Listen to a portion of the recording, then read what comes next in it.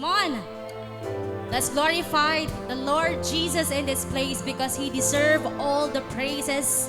He deserves all the highest worship. It says in the Bible, let everything that has breath praise the name of the Lord. Come on, let's clap our hands together as we acknowledge the presence of God in this place and worship Him. Come on. Thank you, Jesus. We worship You.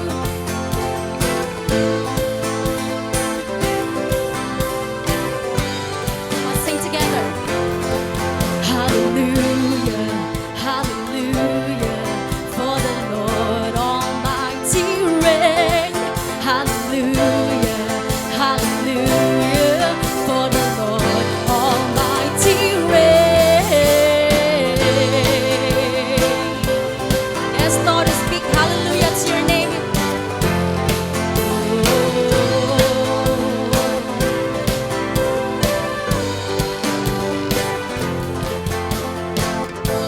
I hear the sound of many waters thundering down. The song of hope from sons and daughters crying out. Come on, sing it out. I hear the sound. I hear the sound of many nations thundering down. The song of hope and celebrations crying out. Hallelujah, hallelujah, for the Lord Almighty reign. Hallelujah, hallelujah, for the Lord Almighty reign. Oh,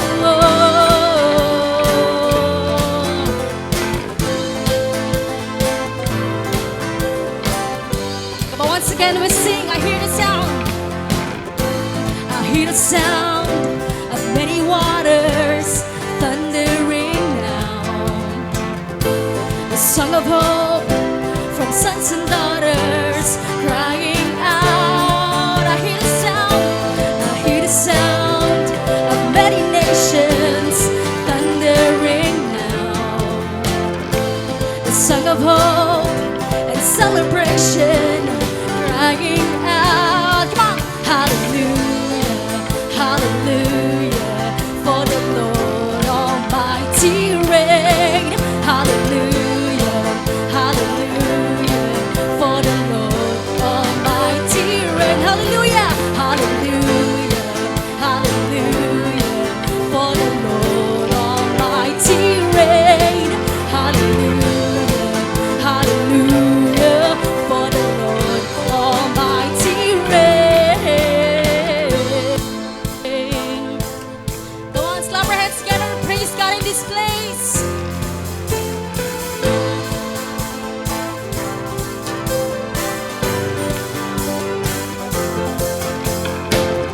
Can you hear the sound? The sound of the lion gathering his people. Can you hear the sound? The sound of the nation worshiping together. Can you hear the sound? The sound of the lion gathering his people. Come on! Can you hear the sound? The sound of the nations worshiping together. Hallelujah, for the Lord Almighty reign. Come on! Hallelujah, hallelujah, for the Lord Almighty reign. Hallelujah, hallelujah, for the Lord Almighty reign. Hallelujah, hallelujah, for the Lord Almighty reign. To the King, to the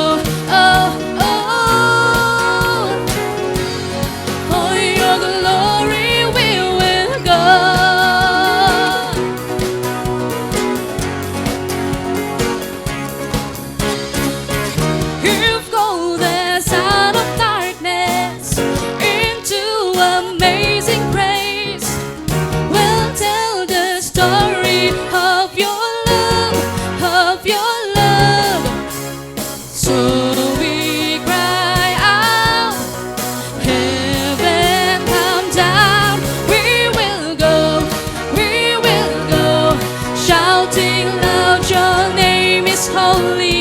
We will shine, shine your light. Let the whole world see your glory.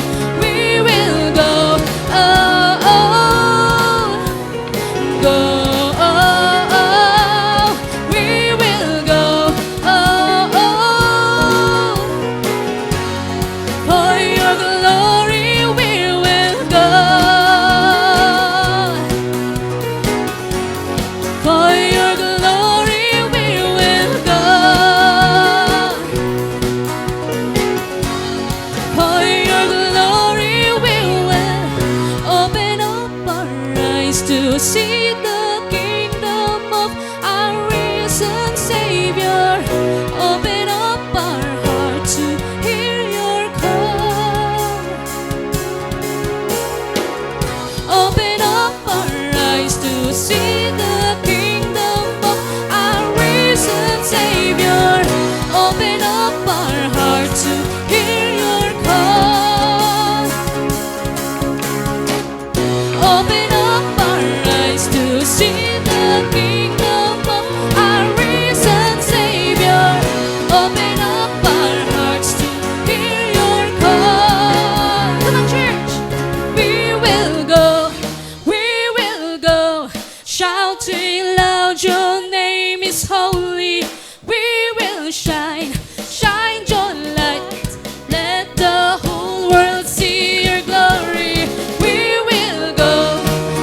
will go, shouting loud, your name is holy.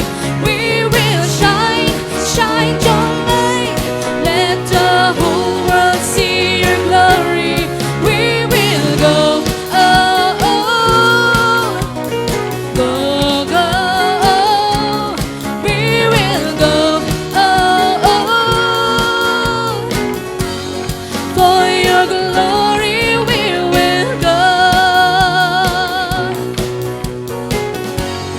For your glory we will go. For your glory we will go.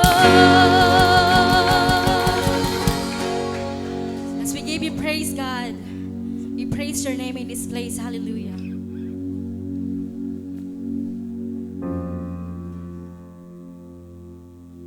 Yes, Lord, we continue to worship in this place, God. We believe that you're right here in our midst, and we adore your name.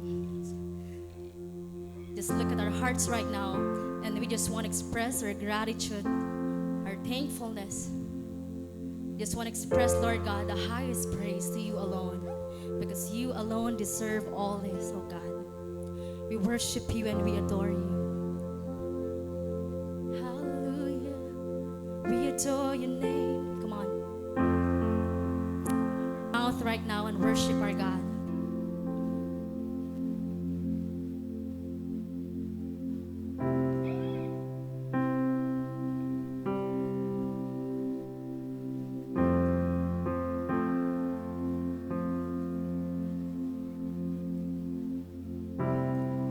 When my eyes see the storm come near me, when I'm drowned with the world gives me, when the tides are all around are rising, still your faithful love surrounds.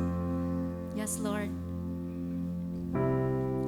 When the shadows are all around consuming, my sight is fading out, blinding. You remind me of your song, resounding. Oh, my soul will rise to sing. Come on, sing it out. You command the wind to fade. Thank you, Jesus. Still my heart with your embrace.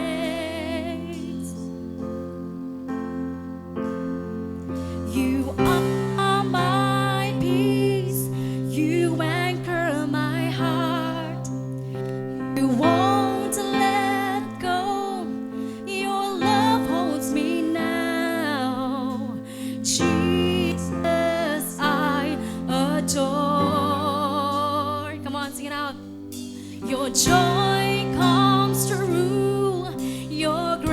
it surrounds.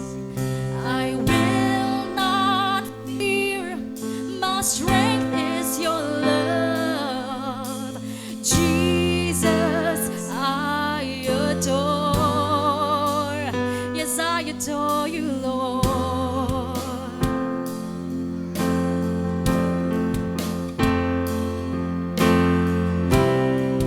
When the shadows are all around, consuming, oh, my sight is fading out, blinding.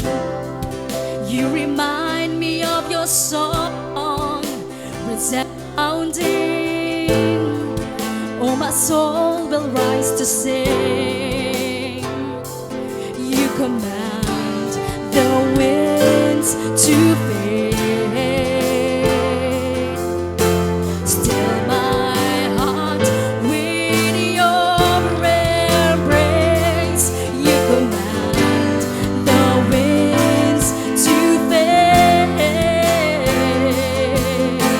Still my heart with your embrace.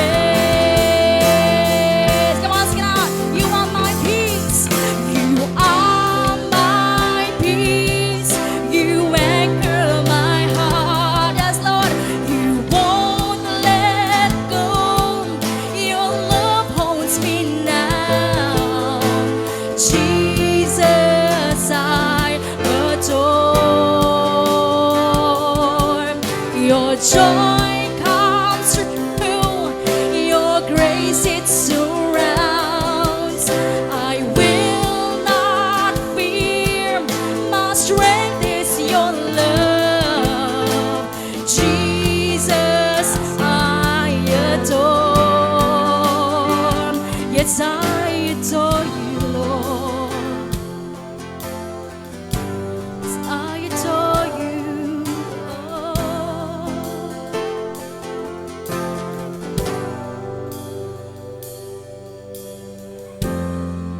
Who has measured the waters in the palm of his hand and knows every detail? It's you, Lord. Thank you, Jesus. Who has marked off the heavens with outstretched arms? Great I am. Oh, who has measured the waters in the palm of his hand, knows every detail. Yes, you know it all, Lord. We worship you. Who has marked off the heavens with outstretched arms? So great I am.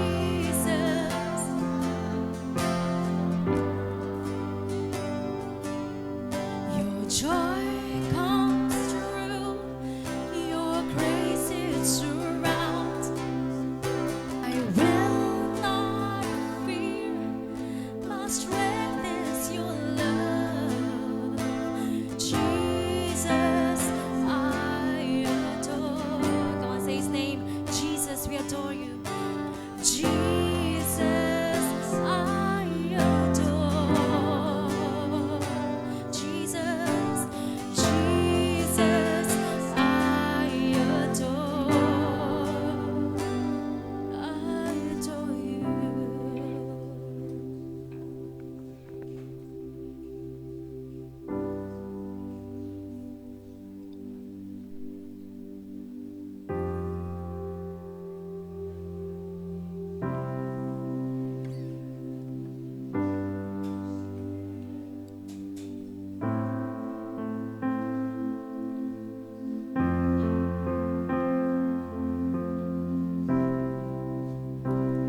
I need you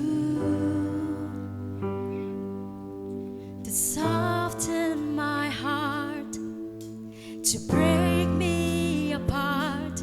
I need you. Come on, sing it out. To open my eyes, to see that you're shaping my life. Come on, sing it out again. I need you. I need you. Come on, sing it to Jesus right now. To soften my heart, to break me apart.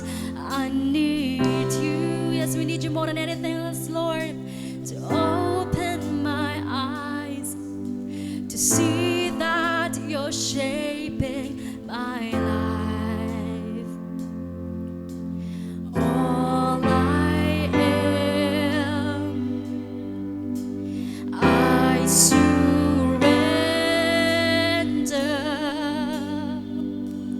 Thank you, Jesus.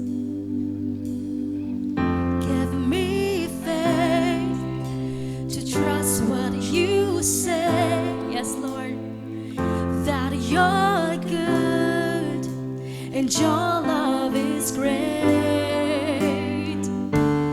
I'm broken inside, I give you my life. Thank you, Jesus. This is our prayer to you alone, God. Let's sing it out. I need you. I need you. Yes, Lord. To soften my heart, to break me apart. I need you. To pierce through the dart and cleanse every part of me. It's all I am. All I am, I surrender. Give me faith, yes, Lord, to trust what you say, that you're good and your love is great. I'm broken inside, I give you my life.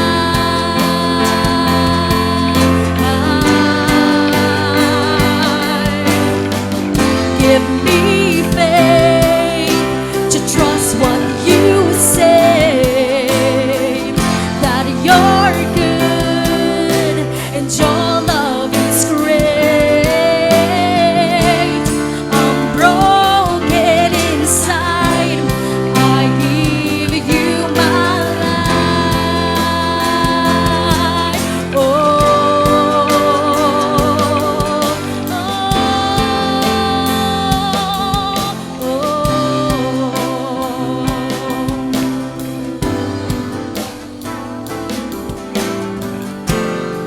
come on, let's declare this. I may be weak, yes, Lord, but your spirit's strong in me. My flesh may fail, but my God, you never will. I may be weak, yes, God, but your spirit's strong in me. My flesh may fail, but my God, you never will. 'Cause I may be weak, but your spirit's strong in me. My flesh may fail, but my God, you never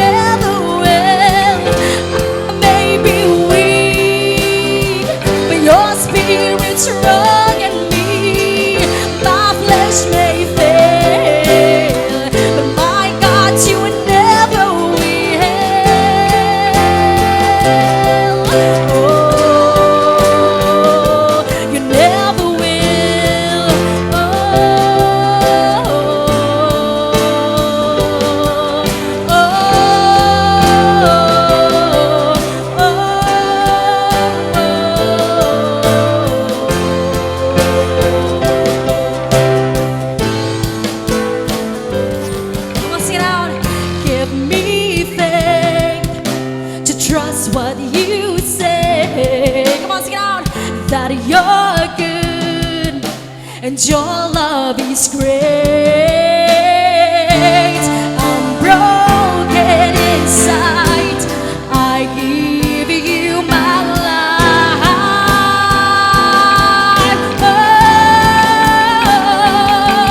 Oh, give me faith to trust what you say, that you're good and your love is great. I'm broken inside. I give you my life.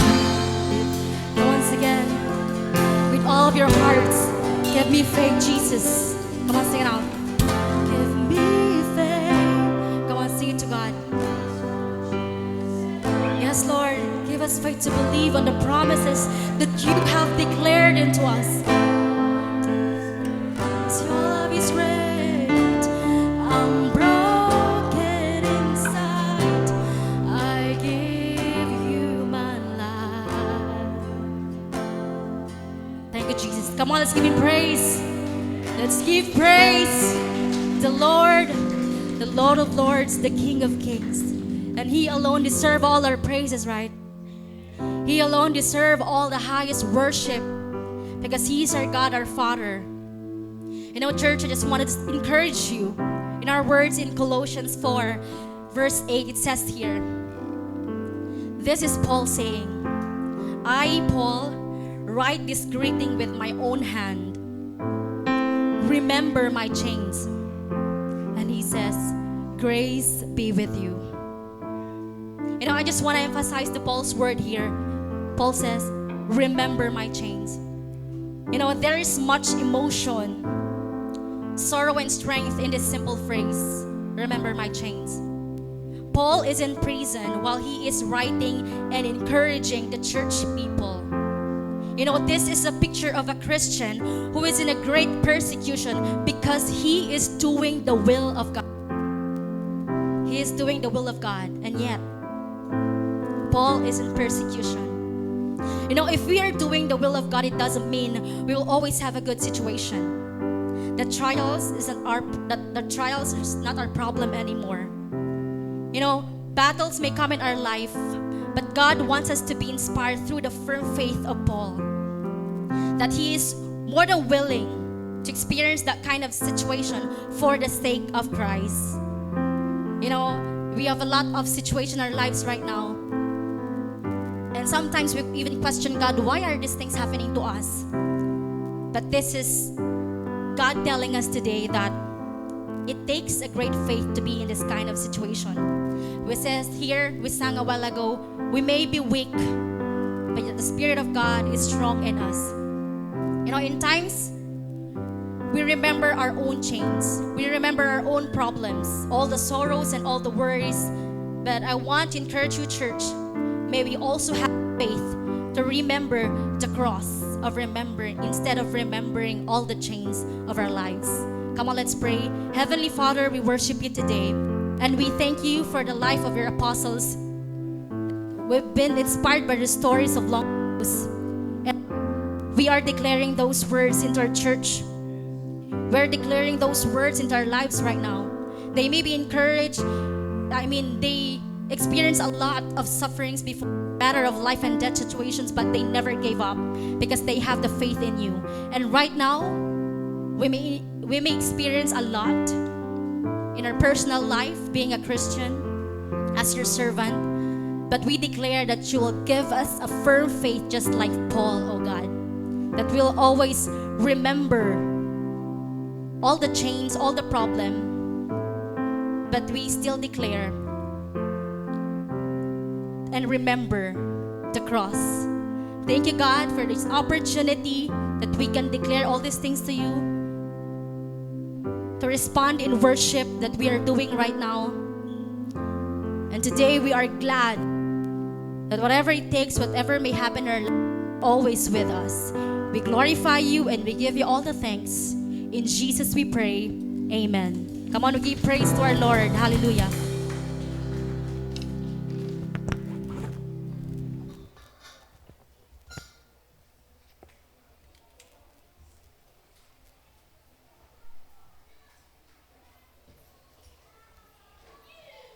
Hi, church.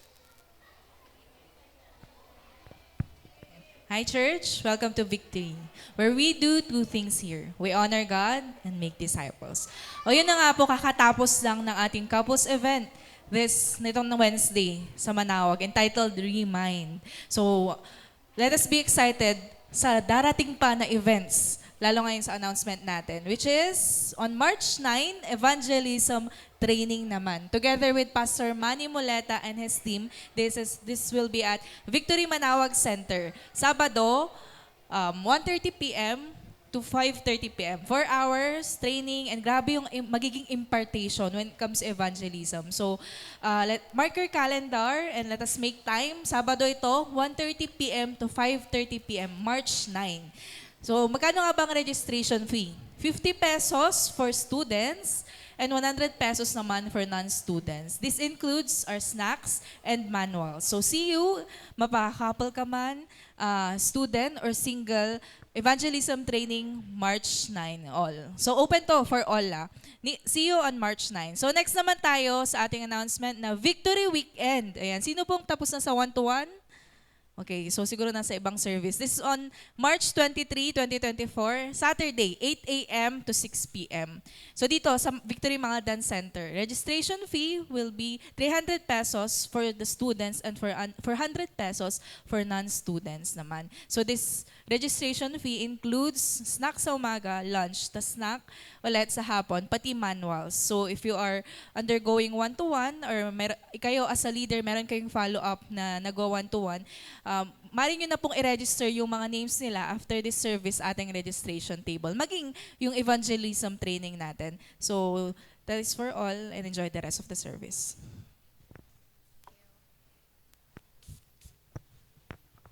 Hello. Hello, good afternoon. Yan, ngitian mo nga yung katabi mo, parang napakaseryoso sa buhay. Yan. Ngitian mo, yan. Napakaseryoso sa buhay. At saka sabihin mo, napakaganda pala ng ngiti mo kapag nakangiti ka. Yan. Yan, ganyan talaga tayo kapag magbibigay tayo, dapat nakangiti tayo, di ba? Okay, I want to encourage everyone to smile. Okay, yan. And because this is the word of God, yun ang sinasabi niya, that we need to become cheerful. I want to encourage you in 2 Corinthians chapter 9 verse 7. Hindi ko po gawa-gawa ito. Sabi niya dito, each of you should give what you have decided in your heart to give, not reluctantly, not under compulsion, but for God loves a cheerful giver. Yan. Okay, I know that you know this already. Okay? Gusto ko lang, God want us to emphasize, okay, 3 things in our life. Every time that we hear this verse, or every time that we give our tithes and offering. Because Paul says that he want to emphasize that we need to give voluntarily. Okay? Hindi po tayo napipilitan nagbibigay. Ang napipilitan nakasimangot. Tignan mo nga yung katabi mo kung nakasimangot yan. Yan, dapat nakangiti yan. Okay? Okay, it must be personal decision made from your heart.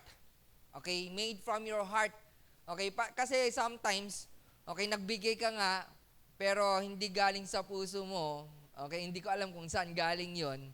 Okay, hindi po na-honor yan.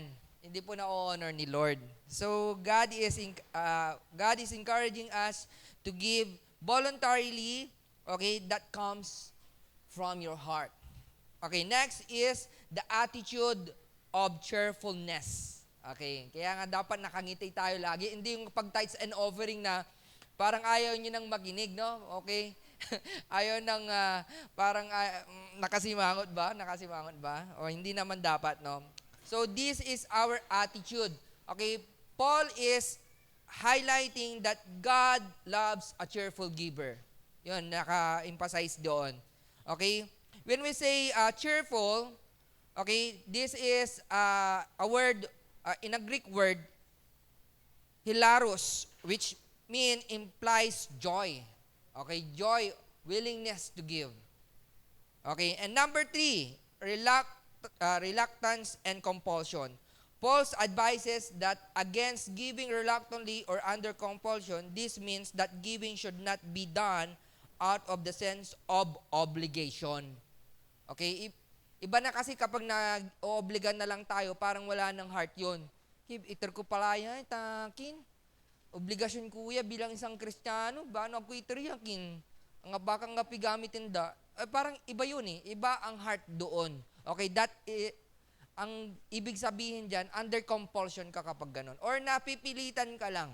Okay, so, this is the takeaway. Okay, to summarize everything that what I have said. Okay, giving should be a voluntary and joyful act done with a willing heart and not motivated by compulsion and reluctance. So, ibig sabihin, dapat nanggagaling po sa ating puso, hindi doon sa bulsa, no? Okay, kasi okay, baka ano yan, kung anong mahugot natin. Galing po sa puso po natin ang pagbibigay na may joyfulness at willing ang ating puso. Okay? Can we pray as we give our tithes and offering? Heavenly Father, thank you, God, for this opportunity, Lord, that you have given unto us.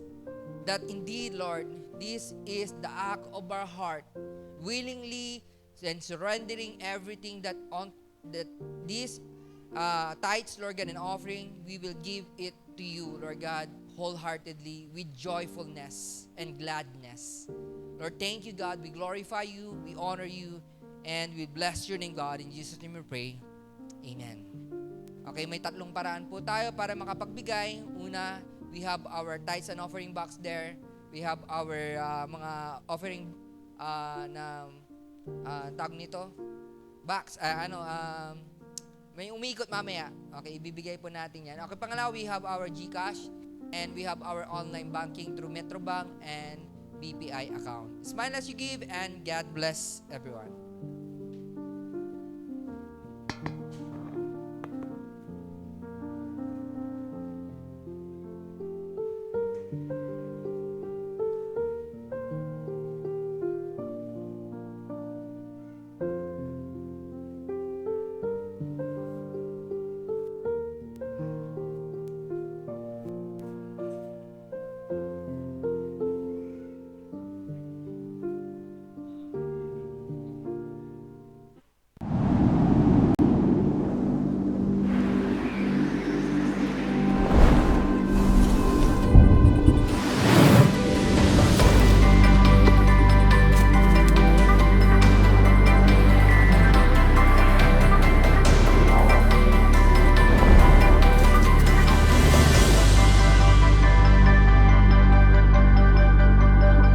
Good afternoon, everyone. Hello. Hello po sa atin lahat. Welcome to our third service. Ready na ho ba tayo? Ang ating bagong series ngayon ay Faith Like No Other. Pero originally, ano po yan? Go Anyway. Ayan. So, napalitan po yan. Pero pag pinag-combine natin yan, napakagandang pakinggan. Jelly, pwede pakipress yung pinakahuling power template. Ito po yan. Pag pinag-combine natin yan, ganito pwede mangyari. If we have faith like no other, we will go anyway. Amen? Come on, are you here with me? So, alright, this is our series. Pasensya na po, ano? Wala po tayong tarp kasi nga, biglang nagbago po yung title. Na-print na po namin, nakakaya naman. Okay, nakakaya naman sa inyo. Siyempre, alam ko, pag may mga tarp dito, puro kayo selfie, di ba? May mga background pa. So, anyways, ako excited. Kayo ba, excited ba kayo? Parang pagod na pagod kayo. Para bang galing kayo sa giyera, okay? So, can I ask everyone to please stand on their feet right now as we prepare our hearts and our mind to listen to the very word of God. This is our text, Genesis chapter 6, verse. Not chapter 6, Hebrews chapter 11, verse 7, okay? Hebrews chapter 7, verse 11, verse 7. Sabi po dyan, by faith, Noah, being warned by God concerning events as yet unseen, and reverent fear constructed an ark for the saving of his household. By this he condemned the world and become an heir of the righteousness that comes by faith. Manalangin po tayo.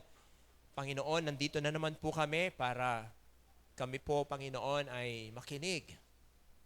At hindi lang makikinig, kundi Lord, isasagawa po namin ang natutunan po namin after this.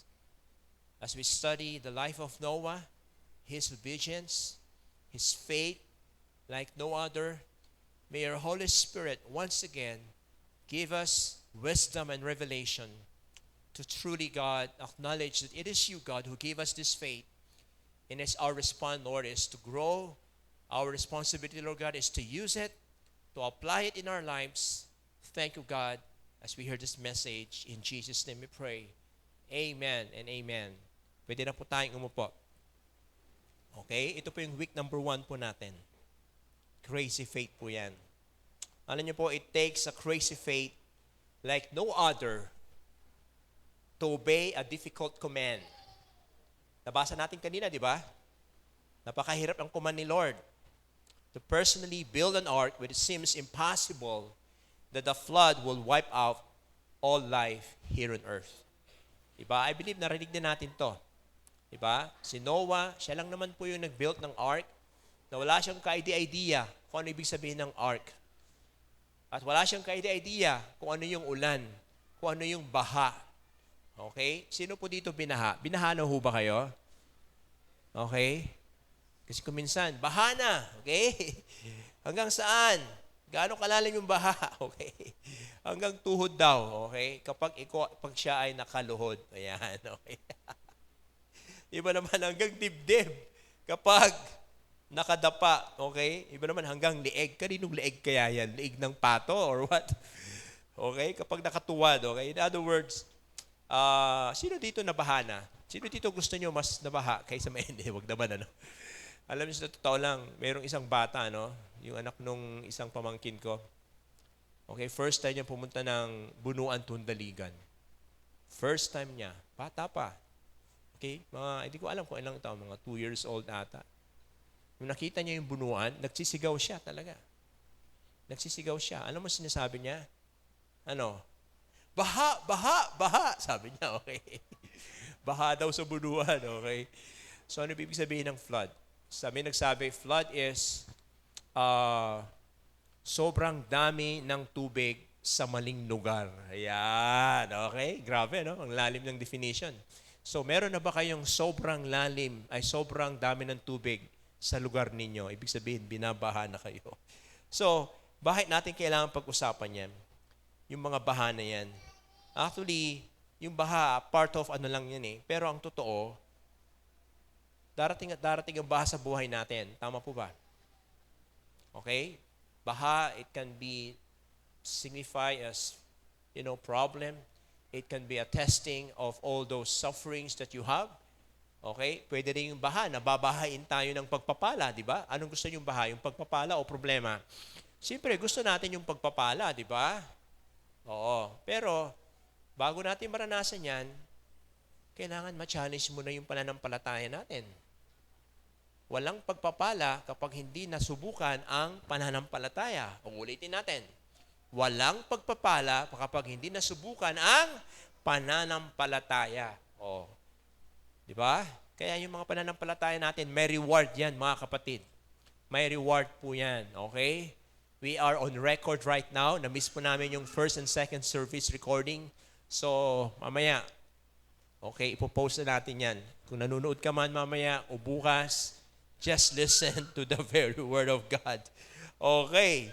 You know what? In the midst of violent and evil world, Noah was a righteous man who walked with God. He heard God's warning about the coming judgment of a worldwide flood. And he obeyed God's command to build a massive ark for the saving of his family and all kinds of animals. And after that, Noah's families repopulated the earth. Now, ang tanong ngayon is, how can Noah's faith be a model for our own walk with God to this present day? Diba? Wala na yung baha. Ibig sabihin, hindi na gagawin ni Lord yung baha na yan kasi nagkaroon siya ng covenant sa tao. Ano yung covenant na yon? Kung nagbabasa kayo ng Biblia, He promised that He will never destroy mankind through flood. Ano yung sign? Rainbow. Ayan. Kaya nakakita kayo ng rainbow. Ibig sabihin yan, equality ba? Sabi ng mga ibang grupo, di ba? Kaya ang color nila, rainbow. Okay? Hindi sila black, hindi sila white, kaya rainbow sila. Oh, you know what I'm trying to say, no? Pero ang totoong rainbow, yan yung covenant ni Lord na nagpapatunay na hindi niya na babahain ang buong mundo. Paano nga ba nangyari yon? Bakit nagdesisyon si God na bahain ang buong mundo? Okay, if you are going to read Genesis chapter 6, chapter 7, chapter 8, diyan po natin makikita. Masyado ng wicked ang mga tao noon. Okay, kung ano na yung pinaggagawa sa buhay nila. Di ba? Sobrang wicked. And the Bible says in Genesis chapter 6, God was so grieved. God was grieved that He created mankind. Can you imagine? Our Creator was grieved that He created us. Wow! Ano kaya ang pakiramdam ni Lord? Di ba? Parang masakit talaga, di ba? So He decided. Di ba? At alam mo, dyan din nakasulat kung ilang binigyan niya ng taning.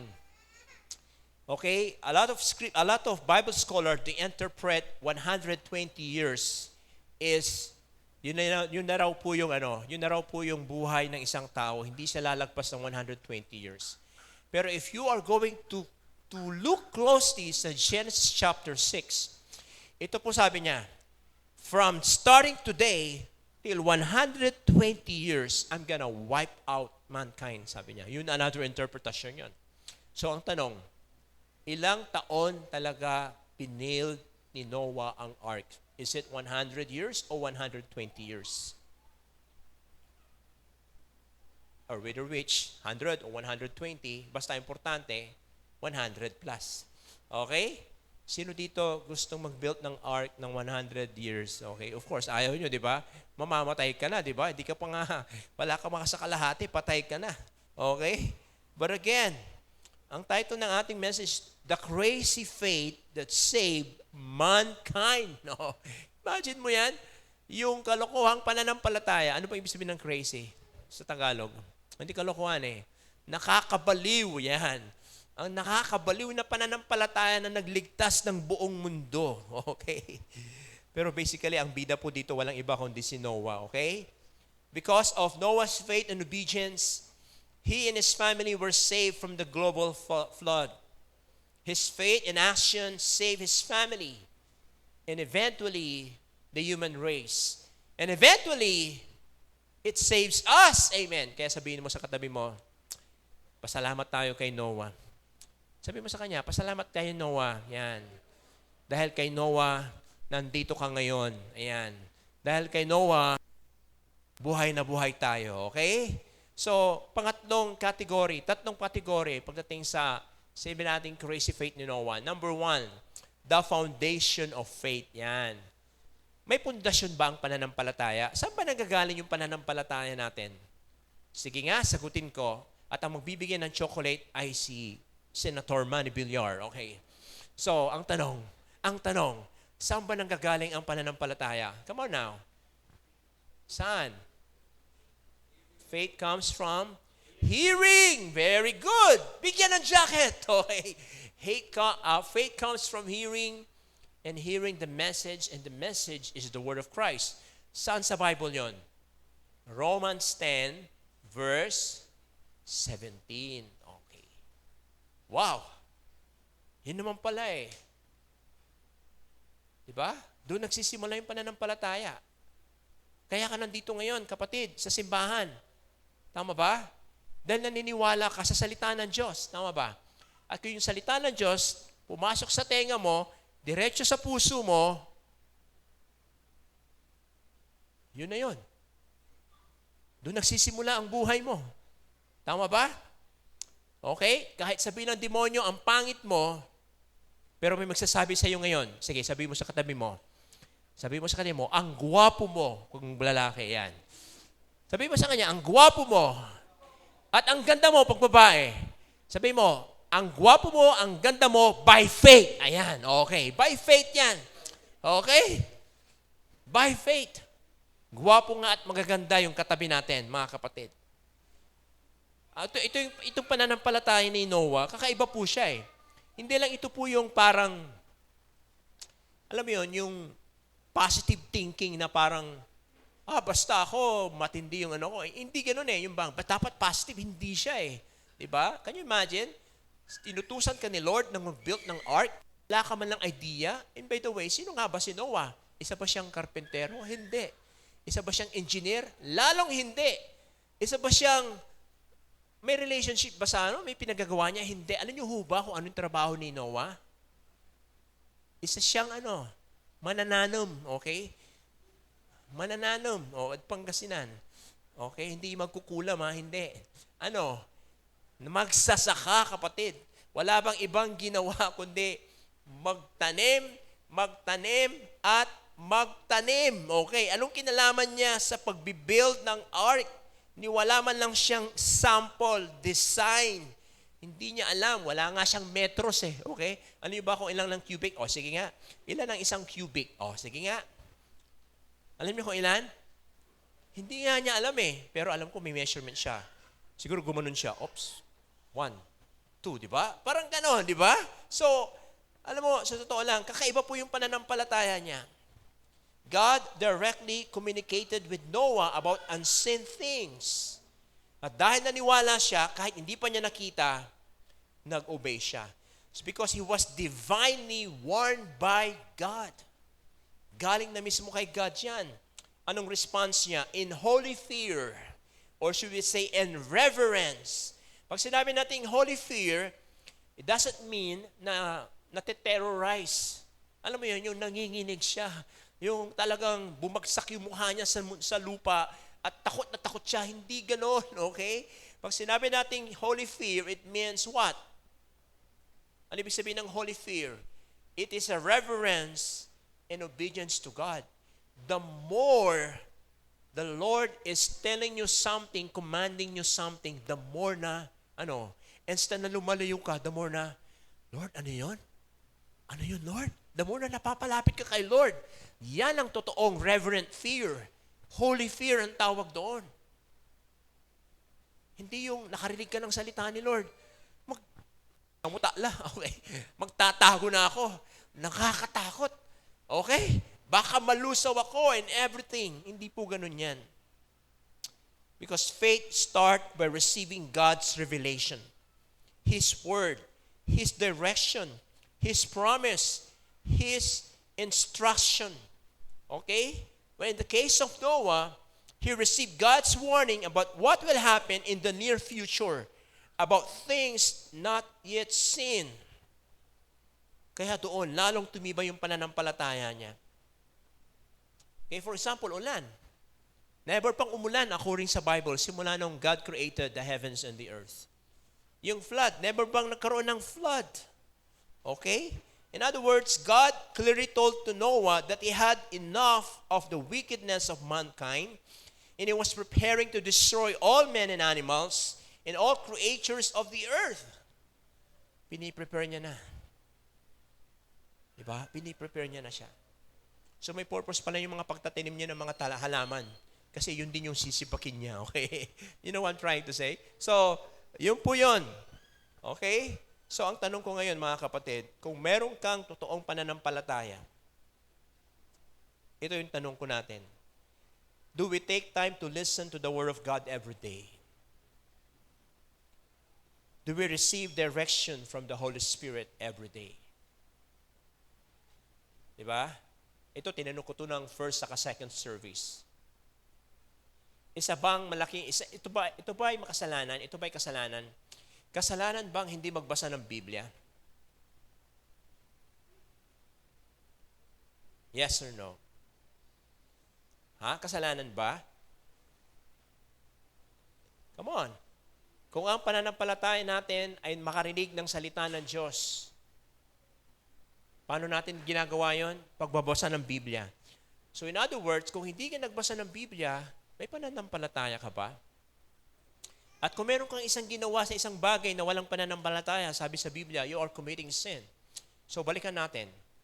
Ang hindi pagbasa ba ng Biblia ay isang kasalanan? Ang hindi pananalangin ay isang kasalanan? Some of you are looking at me para bang you are guilty of, okay? Diba? When we say we read the Word of God, we are just, listening to God Himself. Diba? Hindi man directly we can hear God's audible voice in our ears, but as long as we open our Bible, the Lord is talking to us. The Lord is telling us something. And as we pray, we are also telling God something. We are telling God our prayer requests, the desire of our heart. So dapat dual po yun. You read the Bible and you pray. Doon nagsisimula ang pananampalataya. Are we able to listen to what the Lord wants you to do? Okay, how can we respond to warning even if unseen? With obedience and action. Diba? Para pag sinabi ni Lord, pumunta ka sa North Korea. Ha? Hindi ko alam kung ano magiging future ko doon, Lord. Basta pumunta ka. O, di ba? Alam mo yon? Itong August nga, kami na Jehan, kami ni pag-pray nyo kami, ha? Please, isama nyo kami sa prayer. Jehan, saka si El. Saan kami pupunta? Sa India. Oo. Kakausapin namin yung mga insan namin doon. Amen. Okay, at magme-mekos-mekos ng mga pinahain kami doon. Okay. Alright? Alam nyo ba na stricto, ano sa totoo lang, Christians there are persecuted right now. They don't want us to go there. Isinarado po ang mga Filipino missionaries. Okay, that's why we have to pray. It's because, kasi election, di ba? Election ngayon eh. Mainit-init ang election doon. Kung tayo dito sa Pilipinas, matindi ang election, doon mas matindi pala, okay? So please pray for us by August, and we're raising, mission support. If you have the heart to please pray and give, amen. Send us, amen. So we're going to India, okay? Come on. Amen? All right? Are you committed to pray for us? Okay? Please, set a schedule to pray for us. At ang pakiusap namin, kapag nag-set ka ng schedule kay God na ipag-pray nyo kami, huwag kang mag-i-in dyan. Amen. Huwag mong i-in si Lord. Okay? Okay ba yun? So, okay. Number 2, the application of faith. So meron ng pundasyon. Okay. Wow, talagang Lord, ikaw na nagsabi niyan. Paano naman in-apply ni Noah? Okay, ito po yan. In reverent fear, constructed an ark. Okay? This tangible act of faith, defying the scoffs of others. What does it mean to fear? Fear means to show reverence, to regard for, to reverence, okay? Sabi ni George H. Guthrie, sabi po niya, Noah acted on the divine warning in regard to a flood that was not yet seen, and did so in holy fear, meaning that he paid close and reverent attention to God's instruction. The more na naririnig yung instruction ni God, the more na nagpipay attention siya. The more na nagbabasa ng Biblia dapat tayo, the more na nagpipay attention. Hey, listen, sinasabi na ni Lord. Alam nyo ba, sa totoo lang, sa buhay Kristyano, yan eh.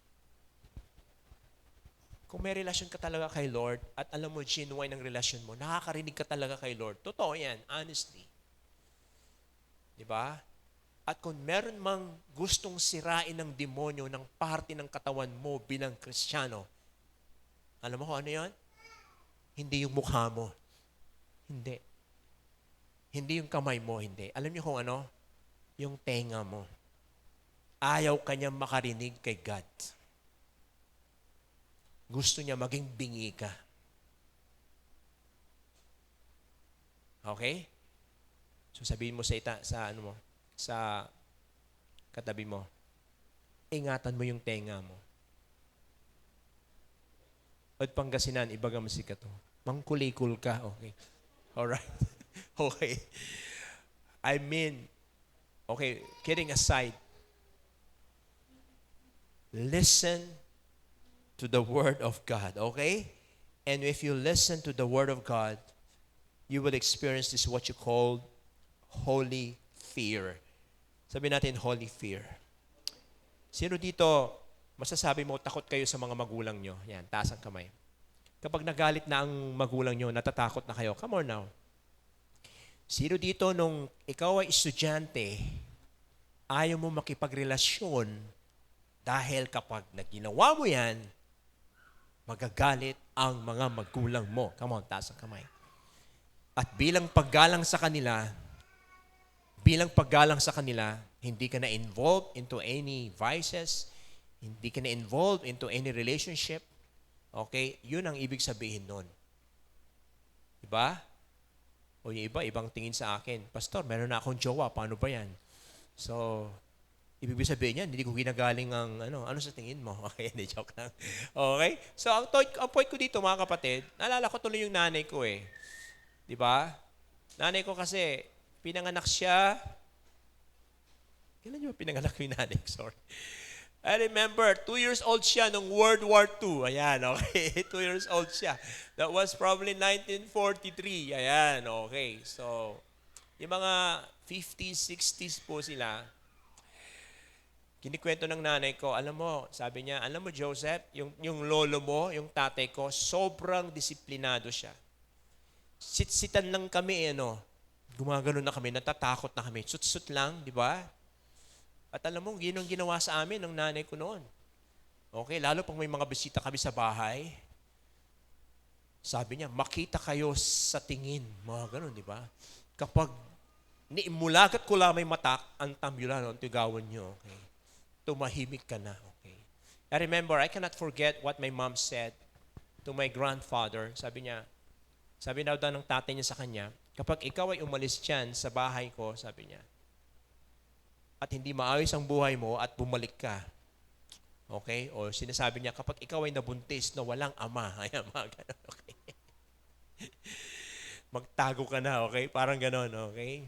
At Pangasinan, masyadong brutal nga eh. Yung exact word na sinabi, okay? At Pangasinan, sabi niya, intikyab sulapis-lapis yung ulo mo kay whatsoever, okay? Hindi ko alam kung ano ibig sabihin niya. Gaganunin niya siguro yung So, ganon katitindi yung mga sinaunang tao noon. Okay? Because we're talking about holy fear here. Hindi po ganon dapat. Dapat nga kapag nakinig ka kay Lord, yung reverent fear mo, dapat maging close ka lalo kay Lord. Okay? In Genesis chapter 6, ito po yung instruction niya. Verse 14 to 16. Sabi ni Lord kay Noah, so make yourself an ark of cypress of wood, make rooms in it, coat it with pitch inside out. This is how you are to build it.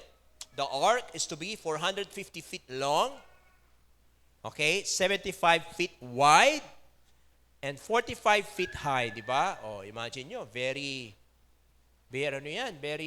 particular, very detalyado si Lord. Okay, make a roof for it and finish the ark to within 18 inches of the top. Put a door in the side of the ark, meron side door siya, and make a lower, middle, and upper decks. Ayan. So dito na uso yung lower class, middle class, saka business class. Ayan. O, sa airplane, akala natin ganun. Pero dito, 3 deck. Okay? Sinukat ni Lord lahat yan. So can you imagine, sa ganitong laki, pinagkasya ni Lord ang lahat ng hayop sa buong mundo. Sa tingin nyo ba, ahas lang ba ang dito? Hindi. Marami kayang klase ng ahas, di ba? Tama. Pero can you imagine, nandito silang lahat at hindi sila nag-away-away. Di ba? Sa tingin nyo, ano yung pinakahuling animal na pumasok sa ark? Pagong, yung iba? Yung iba, snail, yung snail, di ba? Yung iba, uod, okay? Ano naman yung pinakamabilis na pumasok? Ha? Cheetah ba? Hindi. Alam mo kung ano? Anay, bro. Okay? Anay, okay? Kasi nandun na sila, okay? Alright. So again, anong connection? Anong connection nung yung pinag-uusapan natin dito? Kasi nga, because si Noah nag-work with God, pero sa totoo lang, yung kanyang lolo, si Enoch, kilala niyo ba si Enoch? Kilala niyo si Abel? Di ba? Itong generation na to, ang gaganda ng example nila. Si Abel, worship God. Si Enoch walked with God. Samantalang si Noah worked with God. Worship, work, at saka work. Okay? The reason why Noah worked with God, it is because he heard from God. And the reason why Noah heard from God, it is because he walked with God. If you cannot walk with God in the ordinary days of your life, it will be very hard for you to walk with God in the most challenging days in your life. Diba? Ngayon pa lang Diba? Yung simpleng pag-attend ng church service, pahirapan na. Diba? Ginigising ka na ni Lord. Diba? Masyado ka lang naugip. Alas 3:30 la, alas 4 may service. Bangon ka la. Okay. Hello? Diba? Sinong ganun? Kung minsan, ayaw mong gumising. Lalo nung mga January, diba? Nung December, ang sarap ng diba? Nakakatamad. Okay, naalala ko to yung isang Christian. Sabi niya, Mommy, I don't want to go to church. Sabi ng mami niya, give me 2 reasons ba't ayaw pumunta ng church. Sabi niya, number 1, boring ang mga tao doon. Okay? Boring. Okay? Wala akong masyadong kaibigan. At saka, hindi maganda yung mga song, sabi niya.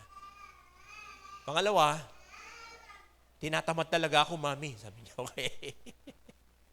Sige, ikaw naman, Mami. Sige, pupunta ako ng church, pero bigyan mo ako ng 2 reason bakit ako pupunta ng church. Sabi niya sa nanay niya. Sumagot yung nanay. Sige, alam mo kung bakit ka dapat pumunta sa church? Because number 1, Kristiyano ka at Sunday ngayon. Di ba? Sabi sa Biblia, have time with God. You listen to the Word of God and you will be blessed. Di ba? Purihin mo ang Panginoon pagdating ng linggo, sabi niya. Pangalawa, ikaw yung pastor doon. Sino magpipreach pag wala ka doon? Okay. So, yun. So, walang magawa talaga yung tao, di ba? So, kailangan niya. So, it is by faith.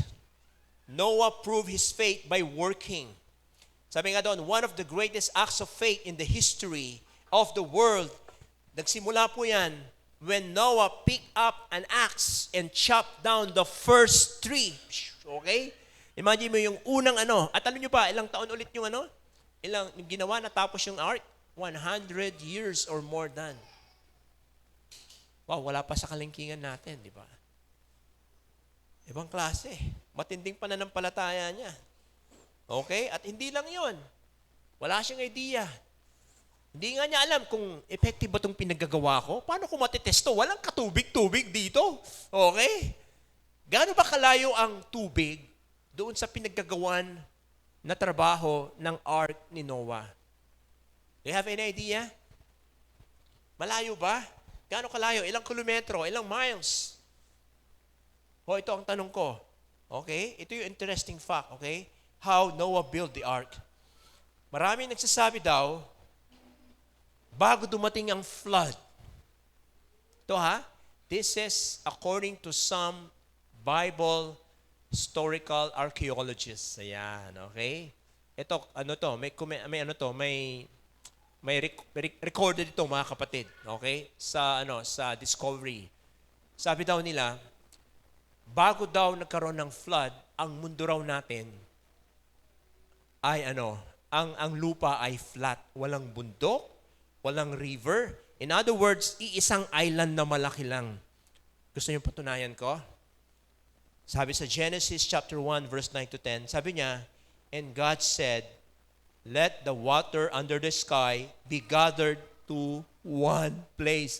In other words, kung ito yung mundo, dito lupa, lahat nandoon, wala pang mga island, buo pa yon, and then nandito yung tubig. Okay? So, are you getting what I'm trying? Kasi yun ang sinabi dito Gather to one place and let dry ground appear. And it was so. God called the dry ground land, and the gathered waters He called seas.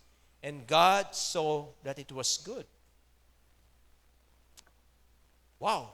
So ngayon, paano nangyari yan? Okay, listen. Ito yung illustration ko kanina. Kung ito yung lupa natin, flat siya, wala pang mountains, wala pang hills, walang river. Nung nagkaroon ng baha, the Bible says, the fountain of the deep burst. Okay? Sa ilalim, biglang may bumulwak. Lahat yun bumulwak. And the Bible says again, the floodgates of heaven open. So may dam pala sa langit, di ba? Kasi may mga floodgates, okay? Floodgates open. Binaha ang buong mundo. Okay? Pero ang nagpagalaw po sa lupa, yung spring, yung ocean deep, okay? Ocean deep. Ocean burst, di ba? So ano po nangyari? Okay? Dahil gumalaw po yung Titanic plate, okay? Ano po nangyari? Gumanito siya, ganyan, gumanyan siya, oh. Ganyan, di ba? Nakuha nyo? So, yung nakaumbok na yan, ano siya ngayon? Mountain. At yung nag-curve pa baba, ano sila ngayon? River, lake, ayan. Nakuha nyo? Okay? Nakuha nyo ba? Pakita nga natin yung world map. Ayan, okay? Pakita natin yung world map. Ayan, oh, ayan. Alam nyo ba kung saan daw yung ano? Sabi daw nila, no? Yung fountain of deep, alam nyo yung red mark na yan? Diyan daw. Yan ang naghati ng mga lupa. Kaya kung titinan mo, nga, no? Parang buo yan dati, Diba? Can you imagine? Can you imagine that? Diba? Parang may naghati, okay? At alam mo ba kung anong ocean yan? Kung sino makaka-guess, bibigyan ko siya ng chocolate na ibibigay ni okay? Sino? Anong ocean yan? Atlantic Ocean. Palakpakan natin. Bigyan ng chocolate siya pa rin pala, no? So, exactly. That is according to discovery. So, yun. Okay? So, can you imagine? Kasi no?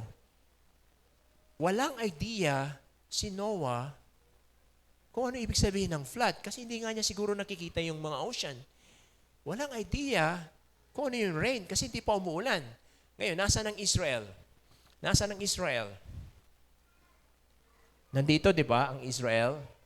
Saan ba? Ito, di ba? Saan yung Mount Ararat? Something like this. Okay, dito, somewhere here. Okay? Kasi daw, yung ark ay nag-rest sa Mount Ararat. So nakikita nyo na po? Okay, back to our lesson right now. It's a crazy faith, amen. It is a faith like no other. When the Lord commanded you to do something, you don't have any idea at all. And it says, by this, He condemned the world. Nung ginawa po niya yung ark, He condemned the world. Hindi ibig sabihin na meron siyang, hindi ibig sabihin na personal judgment niya, na sinabi niya sa mga tao, wala kayong mga kwentang tao, kinalit niyo ang Panginoon, you are cursed. Hindi ganun ang pagkakasabi. You know what? For 100 years, laboring, constructing an ark, habang nagpupukpok siya, sa tingin ko may mga tao doon na maaligid sa ark. Di ba?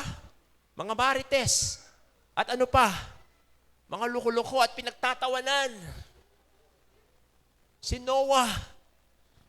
Diba? Ano sinasabi sa kanya? Anong ginagawa mo? Ano yan? Okay. Wala ka na bang magawa sa buhay mo? Anong ginagawa mo? Ano sa tingin mo sasabihin ni Noah? God warned me. Okay? There will be flood. It will rain. Ano? Hindi namin alam yan. Repent. Or you will be wiped away. Mabuti na lang sumunod po yung mga anak niya. Diba? Kasi yung maraming tao sa paligid niya, kala nila, ganun na siya, di ba? Come on now. Sino dito nangyari na sa inyo yun? May pinapagawa si Lord sa iyo, pero kala na ibang tao, gumaganon ka na, di ba? Come on now. Ganon ang feeling ni Noah. And that would be for 100 years. Habang nagpupukpok, nagpipreach ng gospel. Okay? Doon nakokontra yung pananampalataya niya sa kayong mga unbelief ng mundo. Sabi sa Matthew 24 verse 72 to 39, ito po yung nakasulat po dyan. Ano ba ang relationship na meron tayo ngayon sa days of Noah? Sabi niya, as it was in the days of Noah, so it will be at the coming of the Son of Man, which is right now, presently doing it. For in the days before the flood, people were what? Eating, drinking, marrying, giving in marriage, up to the day Noah entered the ark, and they knew nothing about what would happen until the flood came and took them all away. That is how it will be at the coming of the Son of Man. So wala pong pinagkaiba. Kung sa time ni Noah, tinatawanan siya as a preacher of righteousness. And then suddenly disaster came. Parang ganito rin. Ano mga ginagawa ng mga tao ngayon? Instead na nasa church, saan pumupunta? Saan? Ha? Saan? Nasa Anli, okay. Nasa Samyupsal, ayan, oh. Kain ng kain, okay? Hindi ko naman ibig sabihin na bawal kumain, ano? Pero kung time naman kay Lord, bigyan mo naman ng time si Lord, amen. Diba? Come on now. Hello? Ano yan? Nag-drinking. They're enjoying their life. Diba? Wala nang panahon sa Panginoon. Okay, I remember, one time meron akong sinabihan na, sabi ko, isang dekada na kitang ini-invite sa simbahan, hindi ka man lang nakatapak ng simbahan. Alam mo, palagi sinasabi niya, sorry pastor, we are very, very, very busy. Oh, talaga lang ha? Isang kembot mo lang, nandito ka na nga sa church eh. Tapos makita mo sa Facebook, nasa Taiwan, nasa Thailand, nasa Disneyland. Oh, can you imagine that? Tapos wala kang time para kay God. Hello? Hello? Hindi ko sinasabing huwag kayong pumunta sa ibang bansa, no? Enjoy. You have a lot of money. Enjoy having your trip. Pero kailan kaya yung time na maalala mo si Lord sa buhay mo? Okay? Nakakaintindihan tayo? Kaya ako, pag pumunta ako ng Thailand, hindi lang ako doon para mag-shopping. Hahanapin ko ang Every Nation Thailand at aatin ako pag nandun ako ng Sunday. Come on now. Pag ako ay nasa Hong Kong, hahanapin ko ang Every Nation. Pag ako ay nasa China, marami tayong simbahan sa China. Hello, are you here with me? Kasi ano yung time with the Lord eh. Naintindihan mo ba natin? Noah was mocked for 100 years, yet he kept on building the ark. Noah was ridiculed and laughed, at yet he kept on preaching the word. Sabi nga ni Dwight L. Moody, sabi niya, if I walk with the world, I cannot walk with God. O, talaga niya mamili. Sabi ni Henry Ford, yung founder ng Ford, okay? Those who walk with God always reach their destination. Gaano kaya katotoo yan? Totoo yan. Okay? Kaya sabi mo sa katabi mo, you walk with God. You apply what you have learned. Yung pananampalataya mo, masusubukan yan pagdating na ng application. Pagdating yung time na difficult times sa buhay mo, di ba? Halimbawa, wala ka ng pera, di ba? Wala ka ng pera. Pagtingin mo sa GCash mo, 10 pesos na lang. Di ba? Tapos naubos na yung gas mo. Paano ka na magpapagas? Itulak mo na lang, di ba? Darating yung panahon. Okay? Ano pa? Wala nang laman ng refrigerator mo. Puro tubig na lang. Amen. Come on. Darating yung time na katakot-takot na problema ang darating sa buhay niyo mag-asawa. Di ba? Come on now. Hello? Okay? Yung mga couples natin, sino dito nag-enjoy sa couples retreat natin, di ba? Alam ko si Rasam saka si Jennifer, nag-enjoy sila, di ba? At in-apply nila kaagad yung natutunan nila. Tama ba? Okay. Saka si Jehan, saka si Glenn, in-apply nyo kaagad yung natutunan nyo, di ba? Di ba? Nagsimula sa kitchen, di ba? No. Okay. So, yung mga umaten, alam nilang ibig sabihin nun. Okay. So, sabi doon, hear of righteousness. Through faith, Noah received favor and right standing with God. Tagapagmana raw siya ng righteousness. Sabi sa 2 Peter chapter 2 verse 5, Noah is called preacher of righteousness, which further explained the phrase, he condemned the word. Siya yung nagmana ng righteousness ni God, kapatid. At dahil dyan, naligtas po tayong lahat. Amen. Hebrew 11 verse 6, sabi po dyan, and without faith, it is impossible to please Him.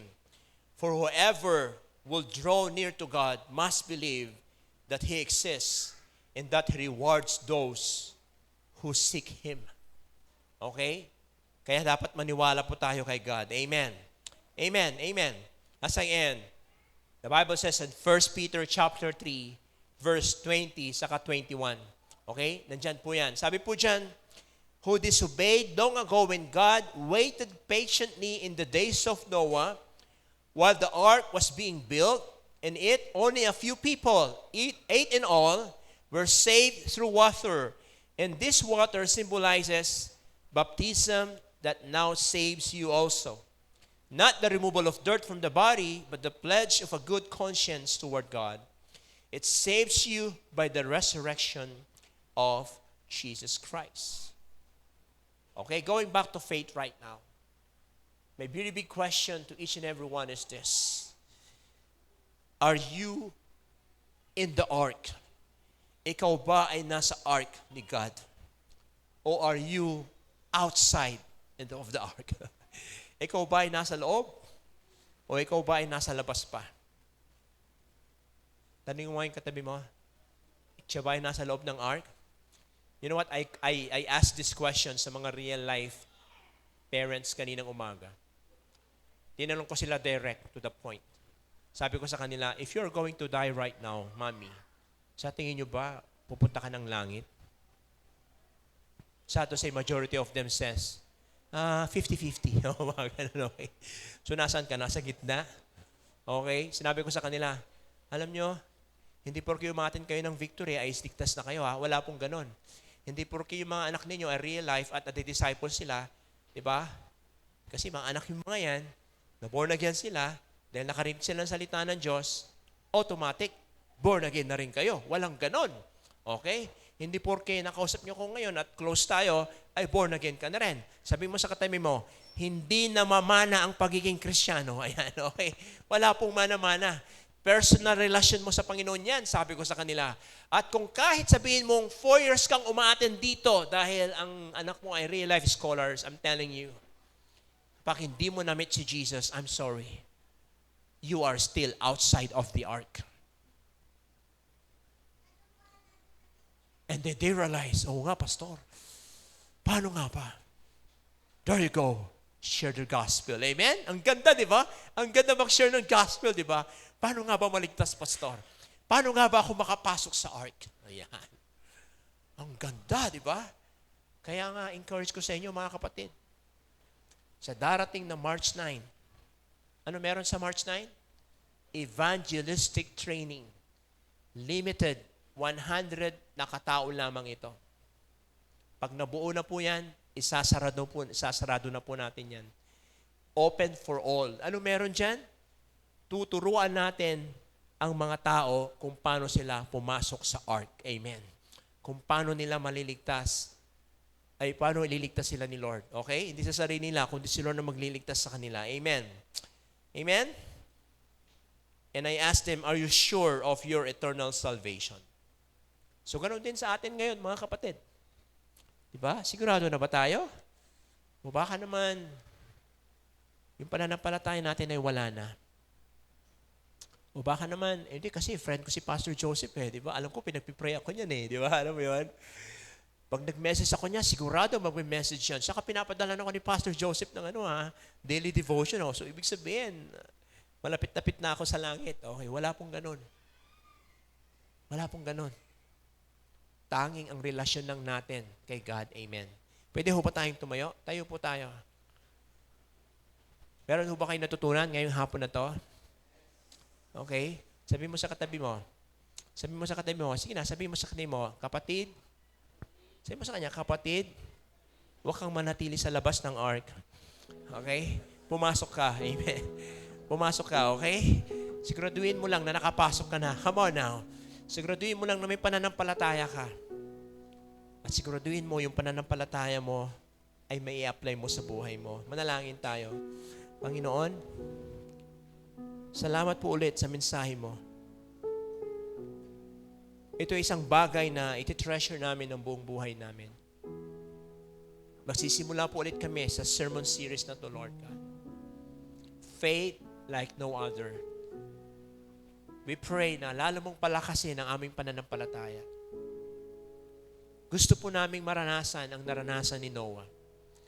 Na kahit wala siyang idea, na kahit hindi pa niya nakita, nagtiwala siya sa iyo at natapos ang ipinagawa mo sa kanya. At habang kami nananalangin, Panginoon, maraming sumasagi sa isipan po namin, Lord. Maraming dapat gawin, Lord. Pero importante, Lord, ano ba ang sinasabi mo sa amin? Lord, naniniwala po kami na hindi mo kami pababayaan. Iligtas mo po kami, Panginoon. Lalo mong palakihin ang aming pananampalataya. Lalong-lalo na sa in difficult times, Lord, like this. Tulungan mo kami, Lord God. Ipaglaban mo po kami. Thank you, God. In Jesus' name we pray. Lahat po tayo magsabi ng Amen, Amen. Okay? God bless everyone. See you again next week.